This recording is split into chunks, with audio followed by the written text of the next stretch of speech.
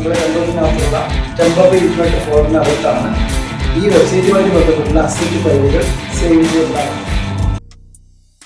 Hello friends, നമസ്കാരം. ഞാൻ ബ്രഹ്മദാസ്. പുതിയൊരു വീഡിയോയിലേക്ക് എല്ലാവർക്കും സ്വാഗതം. നമ്മുടെ ഇന്നത്തെ വീഡിയോയ്ക്കകത്ത് നമ്മൾ ചർച്ച ചെയ്യുന്ന വിഷയം അസറ്റ് ക്യാച്ചബിലിറ്റി എന്ന് പറയുന്ന ഒരു ഏരിയയെ പറ്റിയാണ്. എന്താണ് അസറ്റ് ക്യാച്ചബിലിറ്റി എന്ന് പറഞ്ഞു കഴിഞ്ഞാൽ, നമ്മുടെ വെബ്സൈറ്റിനകത്ത് ഒരിക്കൽ വിസിറ്റ് ചെയ്ത ഒരു യൂസർ രണ്ടാമത് നമ്മുടെ വെബ്സൈറ്റിലേക്ക് റീവിസിറ്റ് ചെയ്യുന്ന സമയത്ത് അവർക്ക് ആ വെബ് പേജ് കുറച്ചുകൂടെ വളരെ ഈസി ആയിട്ടും ക്വിക്കായിട്ടും ലോഡ് ആകുന്ന രീതിയിൽ നമുക്ക് ഉപയോഗപ്പെടുത്താൻ പറ്റുന്ന ഒരു ടെക്നോളജിയാണ് അസറ്റ് ക്യാച്ചബിലിറ്റി.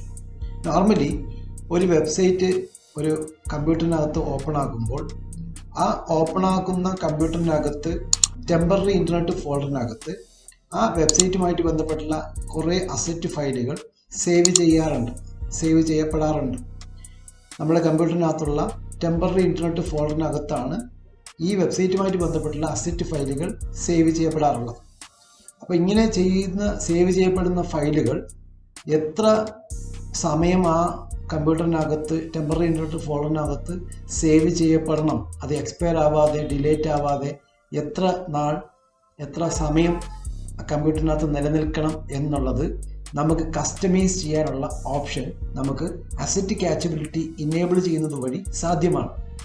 ഫോർ എക്സാമ്പിൾ, നമ്മളെ വെബ്സൈറ്റിനകത്ത് ഒരിക്കൽ വിസിറ്റ് ചെയ്ത വിസിറ്റർ രണ്ടാമത്തെ പ്രാവശ്യം ആ വെബ്സൈറ്റ് അവരുടെ സിസ്റ്റത്തിൽ നിന്ന് വിസിറ്റ് ചെയ്യുമ്പോൾ അവർക്ക് വളരെ കുറച്ച് സമയം കൊണ്ട് തന്നെ വെബ്സൈറ്റ് ലോഡാക്കി കിട്ടുന്ന രീതിയിൽ നമുക്കതിനെ സെറ്റ് ചെയ്യാം.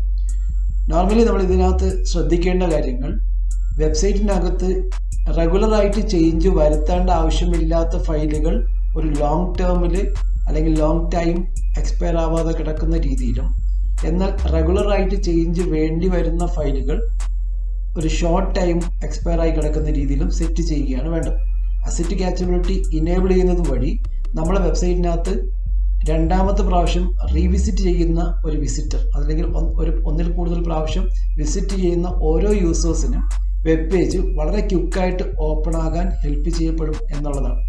എന്നാൽ ഇതേ ഏരിയക്കകത്ത് ഒരു ചെറിയ ഡിഫക്റ്റ് വന്നേക്കാവുന്നത് നമ്മളുടെ വെബ്സൈറ്റിനകത്ത് നമ്മൾ ഉപയോഗിക്കുന്ന ഏതെങ്കിലും അസറ്റ് ഫയലുകളുടെ എക്സ്പയറി ടൈം ലോങ് ടൈം കൊടുത്തിരിക്കുകയും എന്നാൽ ആ പീരീഡിനുള്ളിൽ നമ്മൾ ആ ഫയൽ ചേഞ്ച് ചെയ്യുകയും ചെയ്താൽ നോർമലി ആ ക്യാച്ച് കിടക്കുന്ന കമ്പ്യൂട്ടറിനകത്ത് ഓപ്പൺ ആകുമ്പോൾ ആ ഫയലിൽ നമ്മൾ വരുത്തിയ ചേഞ്ച് കാണാൻ പറ്റുകയില്ല എന്നുള്ളതാണ്.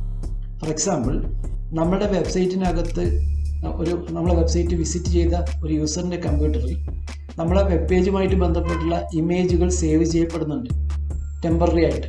അത് 1 മാസം വരെയാണ് നമ്മൾ എക്സ്പയറി ടൈം കൊടുത്തതെന്ന് വിചാരിച്ചു.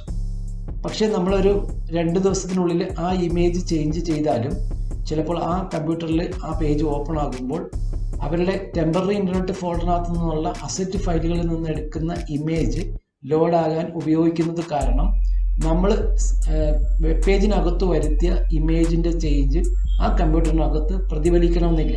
അത് ഇതിൻ്റെ ഒരു ഡിഫക്റ്റാണ്. അപ്പോൾ നമ്മൾ ഇന്ന് അസറ്റ് ക്യാച്ചബിലിറ്റി എന്ന് പറയുന്ന ഒരു ഏരിയയെ പറ്റിയാണ് നമ്മൾ പഠിച്ചത്. ഇതെങ്ങനെയാണ് ചെയ്യുന്നതെന്ന് വെച്ച് കഴിഞ്ഞാൽ, ലിവറേജ് ബ്രൗസർ ക്യാച്ച് ഇനേബിൾ ചെയ്യുന്നതിലേക്ക് വേണ്ടിയിട്ടുള്ള കോഡ് നമുക്ക് കിട്ടും.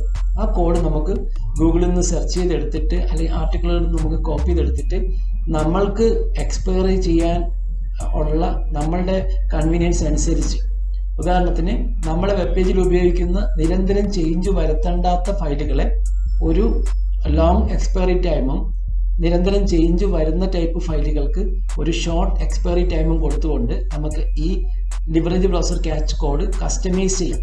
ഇങ്ങനെ കസ്റ്റമൈസ് ചെയ്യുന്ന ലിവറേജ് ബ്രൗസർ ക്യാച്ച് കോഡ് നമുക്ക് എന്ത് ചെയ്യാം, നമ്മുടെ വെബ്സൈറ്റിനകത്തുള്ള cPanel ലോഗിൻ ചെയ്ത് നമ്മുടെ HTSS ഫയലിനകത്തേക്ക് സേവ് ചെയ്യാം.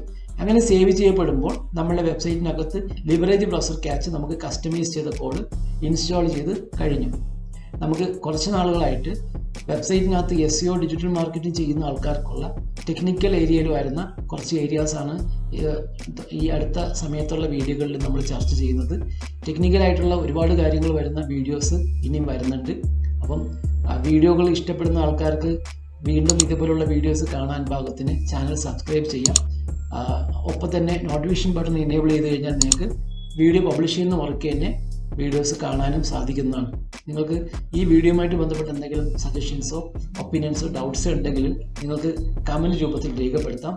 പുതിയൊരു വീഡിയോയിൽ കാണുന്നവരെയും എല്ലാവർക്കും നന്ദി, നമസ്കാരം. Thank you for watching.